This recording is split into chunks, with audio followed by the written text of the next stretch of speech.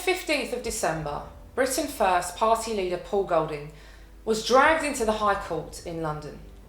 Paul had recently announced that he will be temporarily taking time out for a period of around 6 months to address some important personal family issues.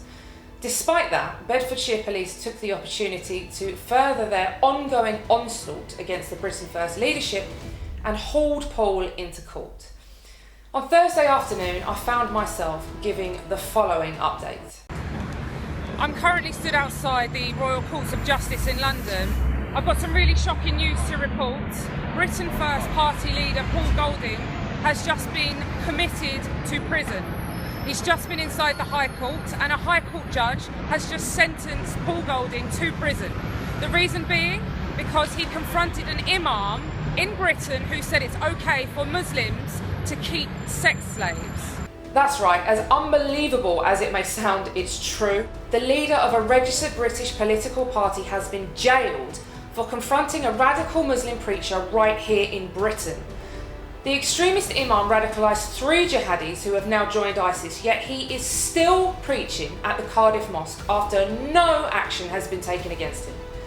On the day in question, Paul didn't even enter the mosque in Cardiff. He waited outside whilst other Britain First activists went in to confront the barbaric imam.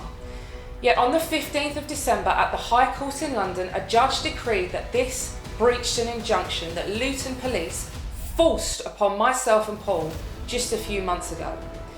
As soon as the hearing concluded, Paul was marched out of the courtroom by bailiffs and committed straight to prison. Paul is now languishing in a cell in a prison dominated by Muslim gangs.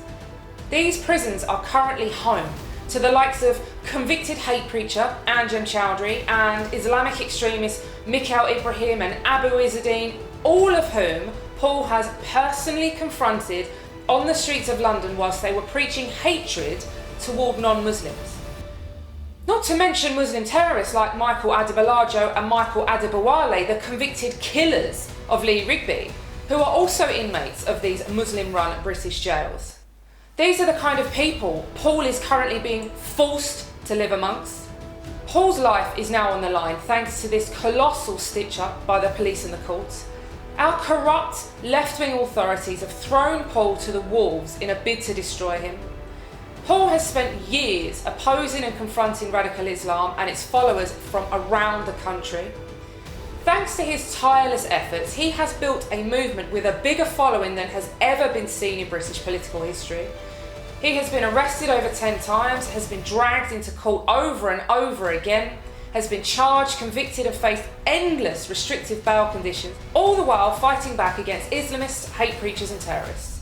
But the establishment's war on Paul and Britain First has reached a new intensity, with Paul now rotting in a prison cell. And all this has come at a time when Paul had planned to address some important personal family issues. But instead of doing so, he is now stuck behind bars. I am working around the clock to try and raise funds to launch an appeal to get Paul out of prison immediately. Every day that he spends in that hellhole brings him closer and closer to extreme danger or even death. This is no way for a Christian British patriot to spend Christmas. I would like to thank everyone who has supported our ongoing campaign to help get Paul released from prison. If you would like to help Paul by chipping into his legal fighting fund, then please visit the Britain First website and click on the donate button in the top right hand corner. Paul Golding is a true British warrior who will never give up, so we will continue to fight for his immediate release.